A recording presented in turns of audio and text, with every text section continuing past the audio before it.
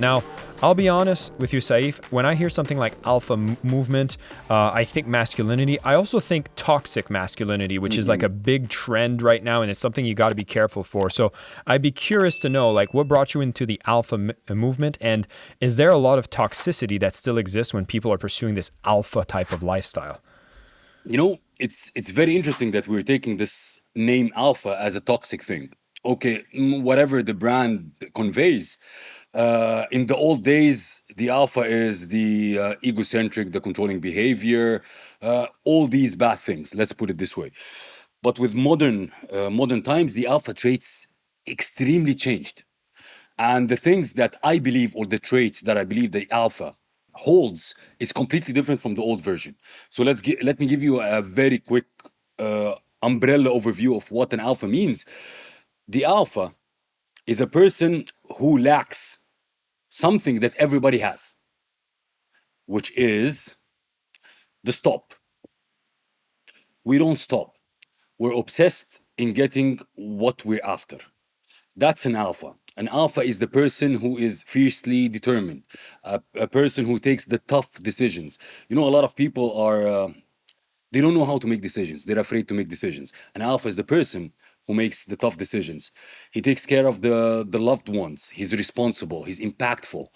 These are all the traits of the modern alpha, not the controlling behavior and. But Jason, if you tell me that to achieve all these traits or have all these traits, you will be perceived as selfish.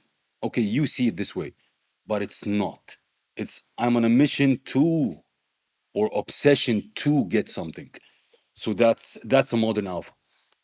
I find that this is one of the parts that makes people hesitate towards embracing that kind of mentality is almost this fear of judgment that people will perceive them as selfish. But what you speak about is something I'm witnessing with other people I work with, where taking responsibility, making those kinds of decisions is not a trait that I see in most people, and I feel like the world needs it more than ever. What are some of the dysfunctions you're seeing in the way that we operate as society because nobody's embracing this quality? True, like I see a lot of people, they lack leadership. They love following. And that's with the social media all around. You can't take the step forward and lead your destiny. Let's put it this way: lead your journey. Your majority of the people are following people for their journey. Like, excuse me, you need to take control of your destiny at the end of the day. So that's a dysfunction that I see. Lack of responsibility of taking decisions. Jason, that's a disaster. People are asking people opinion for the simplest decision to make. So all these dysfunctions that I see, we need to have more alphas. I mean, a man and a female, like a man and a woman. So being an alpha is not only a man thing; it's feminine as well. When people tell me, okay, do you want an alpha woman? Yes, an alpha woman. An alpha woman means that you're alpha outside of home. You're alpha with your career. You're alpha with your journey. But inside of home, the feminine side comes out. So it's a man and a female thing. How you play the cards, it depends on the situation. Yeah. I mean, I think you need both of those energies based on the circumstances. But when you're talking about, I hear a lot of the statements being, we live in a man's world, right? But it's almost like you can't alter that. There is competition. There is success that needs to be earned. There is, a competitive landscape that you need to navigate. And a lot of those masculine qualities is what you need to function in that space. But I'd be curious just to show the other side of the coin. You talked about the old definition of alpha. Yeah. If I wanted to kind of dig into that, because if, say, I want to embrace these leadership qualities, there must be ways that you go about it incorrectly. That could be an embodiment of the things that could be more toxic. What are some of the things you should avoid if you're going to embrace this, or you should be careful for, so you're not doing it in the incorrect way? Jason, and I passed through this path as well. I grew in corporate ladder very fast, super fast. And one of the drawbacks of this, because I was young and I reached a CMO position when I was in early 30s. And my ego took over. Okay, absolutely. Blinded me like crazy. So one of the things that people need to take care of is the ego. There is a borderline between you have confidence and you just you go beyond that and become an egocentric, selfish.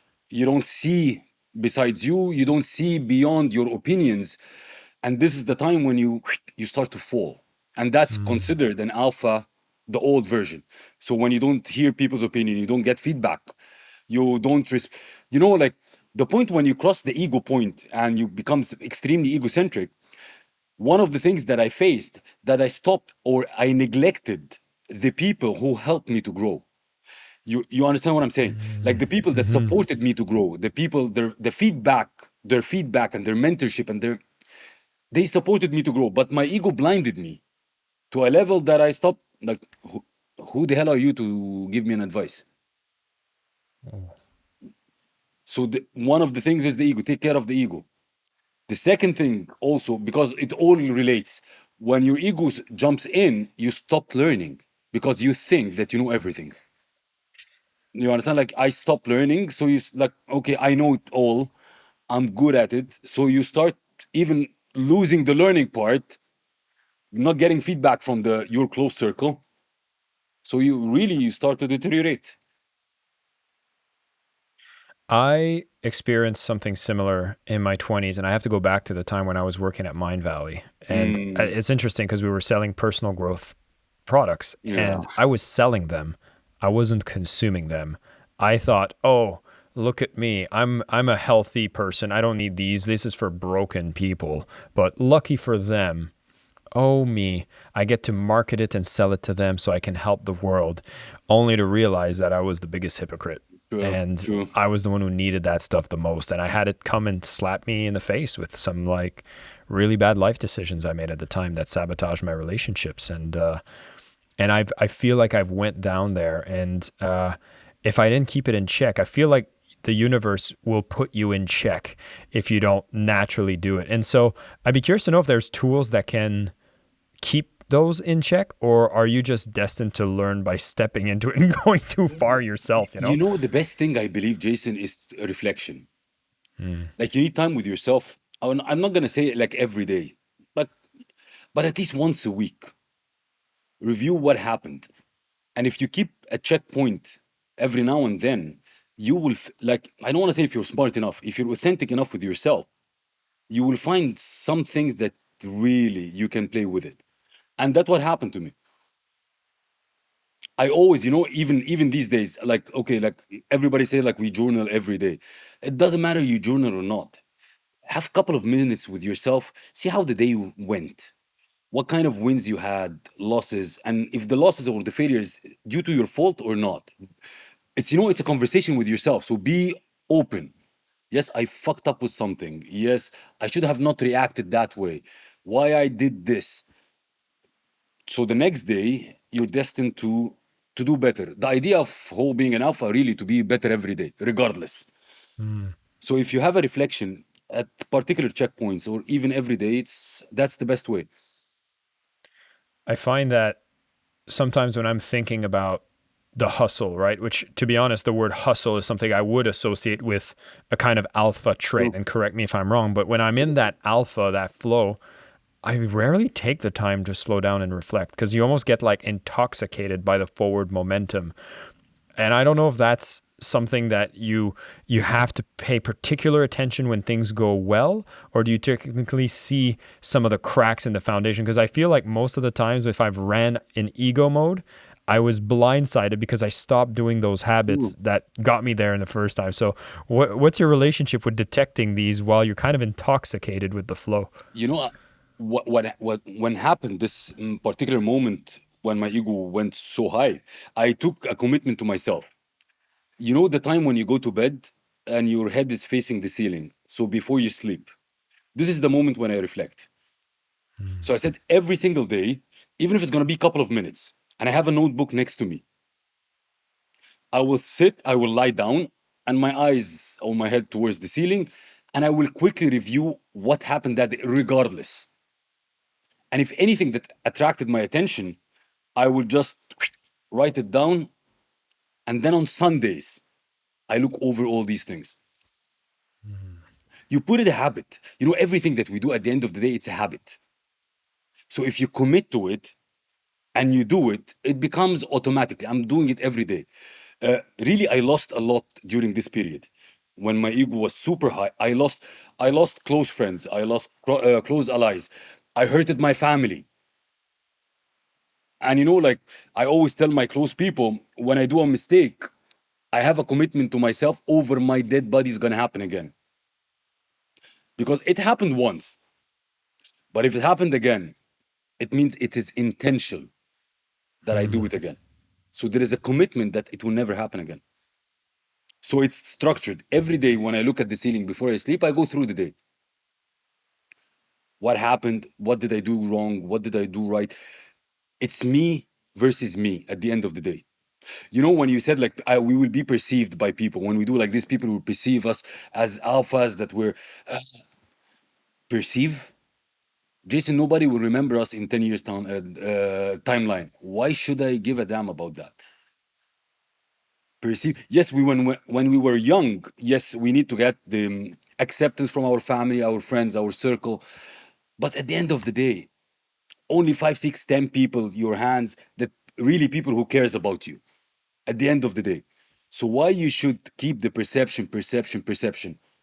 You live by your values, you have your integrity, and I'm moving in this direction. Whatever you perceive me, it's none of my business. I'm trying to be good in my way, my values, ethics, principles, and that's it. Now, I got to do a callback because Yeah, I love what you just suggested here, but you also define alpha with one core quality, which is the ability to not stop. yeah. And right now, I look at what you're doing. I mean, you're having amazing success in the businesses you're investing in. What's keeping you going? Like, what's the goals you're trying to achieve? Like, because a lot of times, some people can say, "I've built my little nest. This is enough for me." And in your sense, you're saying, no, there's more to be done. What's the chase? What's the fuel to make you go beyond what could be considered reasonable? Okay. What is the chase and what is the reason behind? Let's divide them. The chase is non-ending. So if you tell me define success, I'll tell you the next success. What is the chase is the next chase. Yes, sometimes people will look at you and tell you, Jason, relax. What's wrong with you? Why you like, can you relax a little bit? And I think your answer will be, sorry, I'm built different. Okay. And that's a mindset of an alpha, the mindset of a champion, the mindset of like all these great champions. Success, it's just what's next? What is next? What is next? And that's how we're built.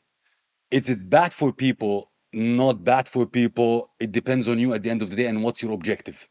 Okay. So this is one thing. So when Safe will stop, you know, the grave, next to the grave. That's it. That's how I'm programmed. The why behind this, you know, everybody has his own backstory and his whole deep things that runs behind why you're doing this. One of them is absolutely my mother. Like if I go to my deep, deep, deep why is, of course, one of them is my mother. She sacrificed for me a lot. I'm the one that believed in me a lot. Okay, that's one thing. The second thing is in a way of constructive revenge for every single piece of person that said you won't be able to do it. You're an idiot. You're a loser. Uh, let's see. And it's again, it's a constructive revenge, which means I'm not doing it intentionally to prove them wrong. I'm doing it intentionally to prove to myself. And that what makes me like, you know, yesterday I had an interview and somebody told me, are you happy with your success? I said, I really don't give a damn about my success. I'm happy with who I am by reaching this success, if you call it success. It's what I've been crafted to, my character, my attitude, my behavior. I'm disciplined like shit. I'm consistent like hell. Like people around me can say like you are freaking boring. Yes, absolutely I am. But this is how I'm built. To reach what I want, I have to be boring, consistent, and disciplined. I think it's one of the biggest advantages that is underrated is just being able to be comfortable with a boring Ooh, life yeah. because it's so liberating. And, I also want to just call out what you mentioned about your constructive revenge, because I relate to this in a different way. And I think for a lot of people that have that drive, there's usually like some sort of event that pushed you to want to do better than just normal. And I have one, I almost feel ashamed and guilty, but I'm going to share because maybe there's someone listening that has a similar story. But, I often listen to people that have had success and they have a rags to riches story, right? They went through some hard times and that became the origin story to make it and prove it. And I have to say, like for me, I've actually had a pretty good foundation. Like the family was Hmm. good, financially they did really well. And I had a really weird trigger, and it was when I was growing up, kids would say, "Oh, what you do will never matter because your parents are well off, and so you don't need to do anything." And then I Hmm. turned it into fuel.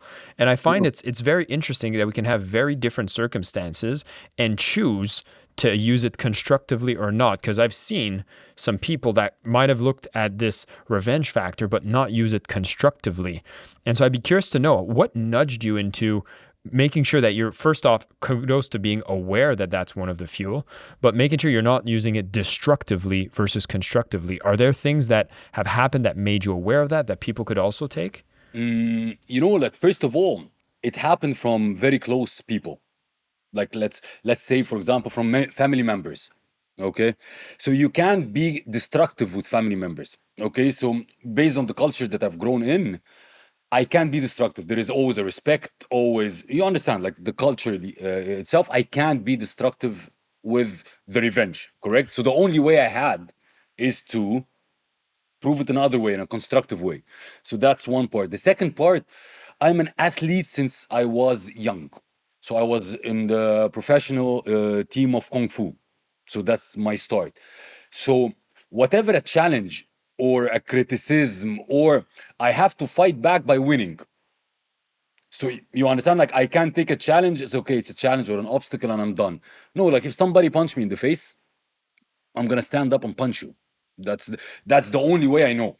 There is no other way.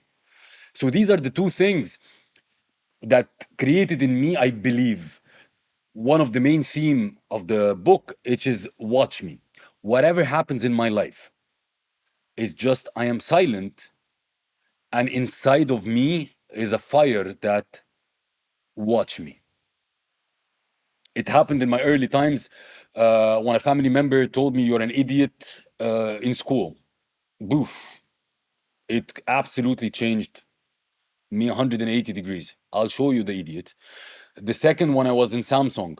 When before even going to Samsung, when I was in the interview to get into Samsung, uh, like I would say the assistant told me like, "You're an Egyptian. You guys are lazy. You never win this kind of." Oh, watch me.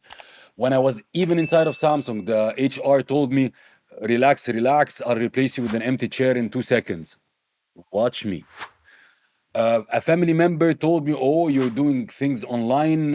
It's absolutely bull. Focus on real business offline." Pa pa pa. Watch me. So that's why the theme for me, I believe, all my life is a watch me. Or to be honest, sometimes I feel I'm hunting this. Like I'm triggering you to the level to tell me something. So I have to respond with a watch me. I like the fact that you admit to this because you mention how you had a moment where when the ego took control, the feedback was not coming. And I find that your way of operating, and we even talked about how if you're operating as an alpha, it seems like there's going to be more reflections coming from society, which means if you're able to capture feedback, you're getting the watch me opportunities being fed to you constantly. And now, like, I look at what you've achieved and I'm like, damn, that's impressive. That's awesome. and it's very exciting. And it sounds like you're just at the beginning of that journey, anyways. Which brought you to a point where you wrote the book. And I'd be curious to know, writing a book is not an easy thing. It takes time. And I'd be curious to know what brought the fuel in your heart to go ahead and put a difficult project forward into writing this book. You know, Jason, do you remember when I told you this? Like, I had a moment that the head of HR in Samsung headquarters in Korea told me, Safe, I will replace you with an empty chair in 2 seconds. From that day, I took a commitment on myself, and I said, like, every single day I will develop myself to a level that I will never be replaced. Okay, so in my routine, a daily routine, I study whatever the name study, from an hour to two a day. I have to develop myself an hour and two per day, not to have this, I'll replace you. It's either in a work, partner, relationship, whatever it is. So since that day, I'm always writing on the side, writing on the side, writing on the things that catch my attention. And then I started, okay, I need to write my book, because first of all, I want to write my book with my journey, because my journey is very interesting from my perspective. And I believe a lot of people that coming from Egypt, traveling abroad, going through a corporate life, and then leaving corporate life, going to entrepreneurship. And then at the same time, in 1 year, you decided to be in Mr. Olympia, and you participate, become top 10 in Mr. Olympia. I believe a lot of, I would say, lessons you can get out of this. So I put it in a book. First of all, I name it Unleash the Alpha, because it's more about like the mindset, kind of strategies that you can play with. And I divide it into 8 rules. The 8 rules are part of my life journey in each of this. Being in corporate, being young, that everybody tells me you will be nobody, going to entrepreneurship route, being a sports person, a professional sports person. I put all this in a book, 8 principles that I believe, and I hope that everybody, the people who read, will get, I would say, some real tactics, not just theory, because it's based on real story. So it's my life story in tactical way that will really help them to, I would say, succeed. I'm going to make sure that everybody finds a copy of this book. Have a look at the show notes. We're going to make sure there's a link to the book. You can get yourself a copy. For those of you who are finding themselves hitting roadblocks, wanting to achieve more, and wanting to embrace this side of you that you may have had this whole time, but has laid dormant because society sometimes tells us we don't have permission to charge forward, this will be the perfect book for you to start reading after listening to this show. Seif, I want to talk about the corporate side. So, a lot of the people that I follow and a lot of the information you see online talks about entrepreneurship being the best journey. You also inspire a lot of people to go into the entrepreneurial path. And I'd be curious, because you went through a path of corporate first. Do you find that that's something that helps you shape and prepare you for the entrepreneurial journey? Or do you wish you would have went straight to entrepreneurship? Okay, my point of view, being an entrepreneur requires a different type of caliber, or you have some attributes to be a successful entrepreneur. Number one, a lot of people decides to be an entrepreneur out of motivation, and motivation doesn't make you successful. Okay, like, you understand, like, you don't need to jump like Tarzan and you'll be successful because you chanted a couple of affirmations. So to be an entrepreneur requires a little bit of attributes, which we'll talk about them. But from my point of view, if anybody come and tell me, say, what's your opinion? I would say, like, go to corporate for a couple of years. First of all, go to a corporate where you see yourself, you want to be entrepreneur, you want to be a real estate broker, work in a real estate broker agency. Understand the system, understand the business model, get the network, get the connections, model what they're doing. Couple of years, then start on your own afterwards. That's my, I would say, recipe. Or if you want to start on your own right away, find a good mentor, model their success. You don't need to do everything on your own from the beginning. It's good to rely on yourself, but like, whoever tells you I'm a self-made millionaire is bull. You need mentors, you need advisors, you need somebody to show you a plan. Tony Robbins tell you model success, and it's true. model success. What the people are doing to become the best real estate agency in the city. That's my apps. So if you tell me that corporate life helped you, absolutely. But is it a receipt or a recipe for success? Absolutely not, because my transition was disaster. Tell Absolutely. us more. It's a different ball game. It's an absolute different ball game. Absolute different skill sets. Like I left corporate when I was a CMO, which means I thought myself that whatever I put my hand on will turn gold. Real life, absolutely not. Like the first 6 to 12 months was hell, because what I thought applicable to be an entrepreneur is not the same as in corporate. In corporate, you deal with corporate politics, you manage team of high caliber people, which is absolutely different than being an entrepreneur. In corporate, when I want to review a legal contract, it's like this. I want to make a website, it's like this. If I, whatever it is.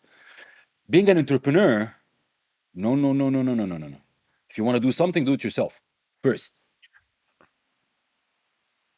So it took me 6 to 12 months. Jason was hell. And the self-doubt, like I really had this thing, which is actually in my book as well. I woke up one night and I was absolutely fed up. I don't know why I can't succeed. Like it's finished. Like everything is completely destroyed. And I woke up in the middle of the night. I went to the bathroom. I look in the mirror. I see a person who's I don't know who's that person in the mirror. A person who's absolutely not confident. My confidence was to the roof. The person absolutely unconfident, self-doubt, don't know what is going on.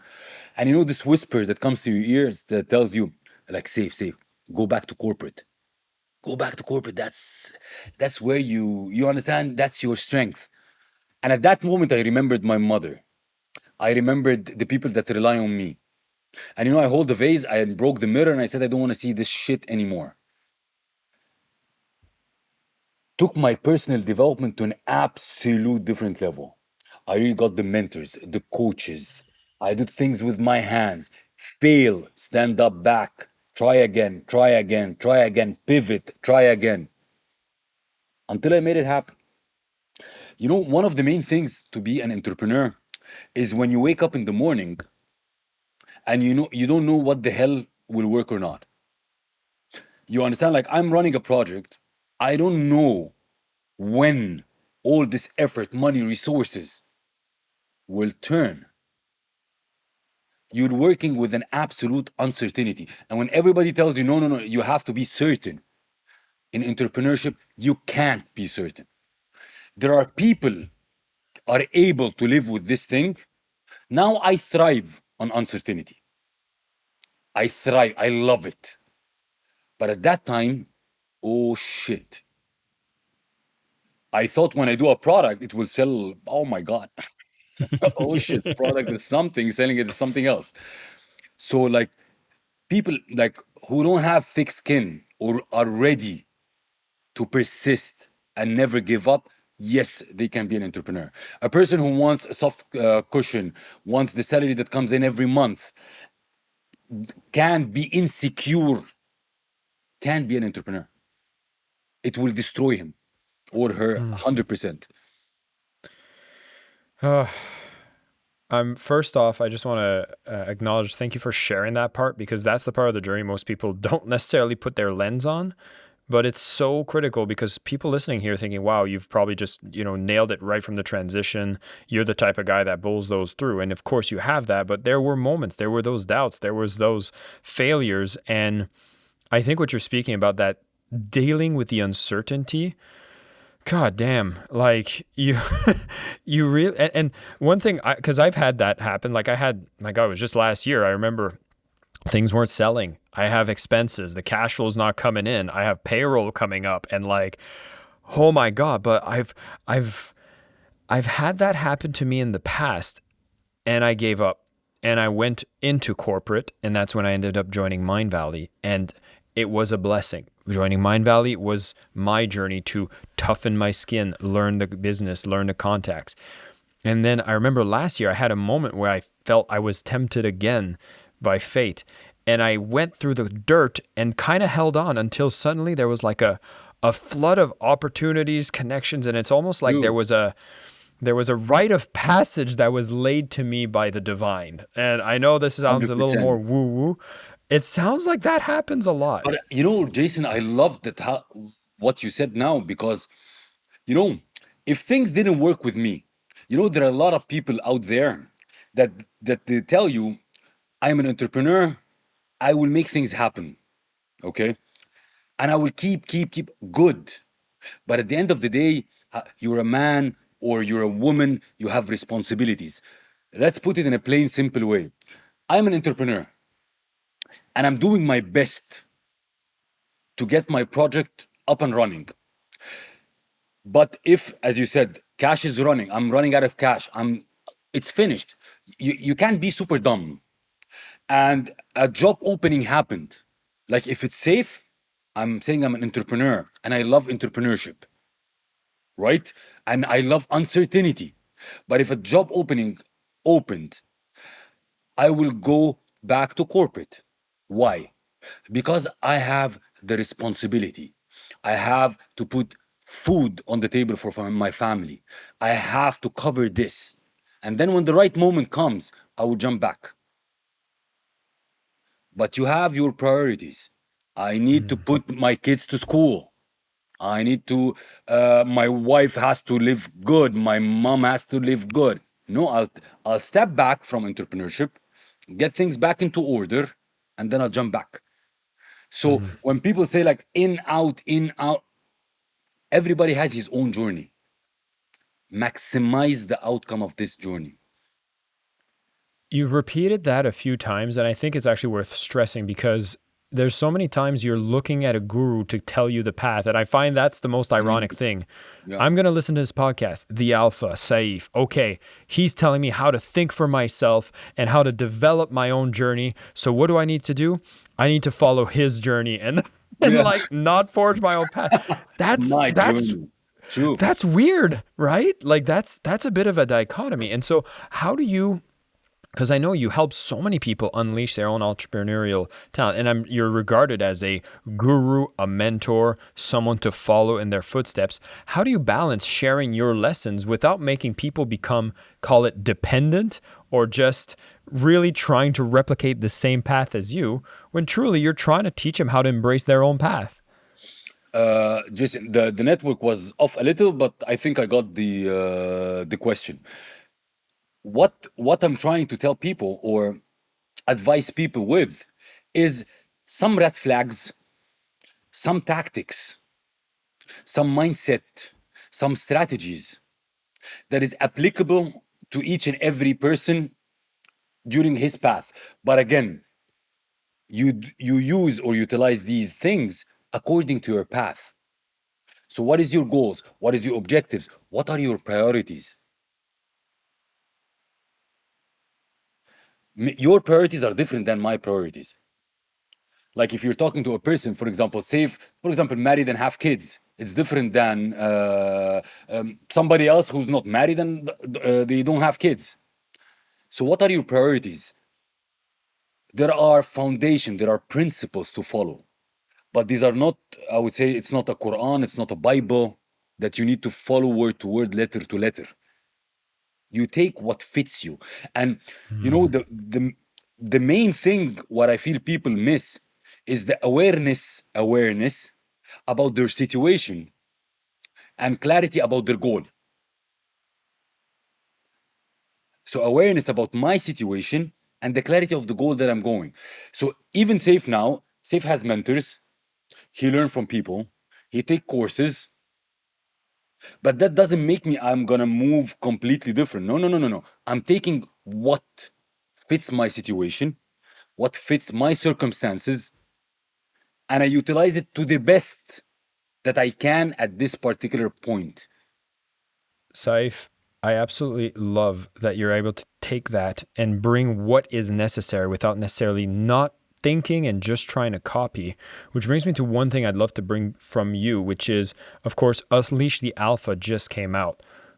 if we have a ton of people listening to this are picking up Unleash the Alpha, what are you hoping is the best outcome for someone who picks up this book and applies its principles? What would be the thing that would make you the most excited for them to do with this knowledge? Frankly speaking, there are 8 chapters. Each chapter highlight 2 statements and put them to action. You remember, Jason, when we were in the retreat, and we said like we overconsume, and we lack creation, which is exactly I overread, I overlearn to podcasts, I over take courses, but I rarely take actions. So one of the things that I really wish and I hope people will do, read every chapter, have a post-it on each chapter. After you finish the chapter, put the post-it, write the action item, what you want to do from this chapter. Even one idea, just freaking one idea. By finishing the book, you will have 8 action items. If you do this, I promise, and I guarantee that things will be different for you. Seif, thank you so much for coming on the show, giving us some applicable insights, some nuggets to take into our own journey. Some of the key takeaways I took around from here is, number one, if you want to develop the traits of an alpha, there's nothing toxic about it. It's about understanding that the journey never stops. You stay hungry, and the success itself, it's not about being happy. It's you continue because you know it's making a difference. I love how you've taken some of the wounds and changed that into what you call constructive revenge, but that's being like, watch me. Just anything that's caused pain, not being sad about it, not wallowing or giving up on it, but just thinking, wow, here's an opportunity to prove someone wrong. And that's the best way to be able to pursue the journey and create amazing value in the process. And now I love that we have the book that's going to give us a chance for us to go through these 8 principles. Know that when you're going into entrepreneurship, you're going to deal with uncertainty. You'll train that muscle, but you have to be ready to know that that always will be the case. There will always be uncertainty. So you have to have the stomach for it.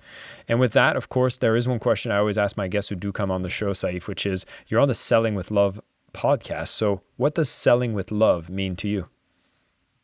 Selling with love means to me is when I sell to somebody, I sell as if it's my sacred mission, which means whatever I am selling is I put myself in a place as if I'm selling a drug to a person who was bitten by a snake and he was going to die, to the level that if I don't sell it to him or her, it's a disgrace.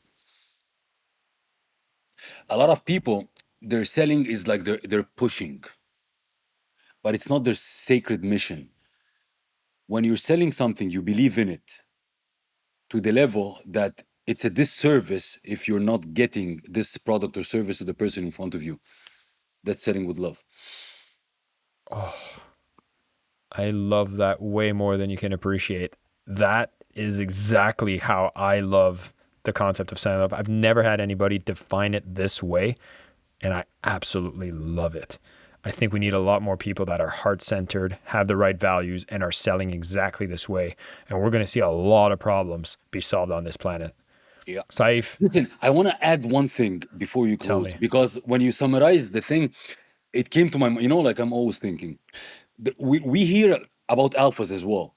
We hear a lot of, I don't want to say like gurus or whatever, speaking about, it's all about the journey. It's not about the goal. It's all about the journey.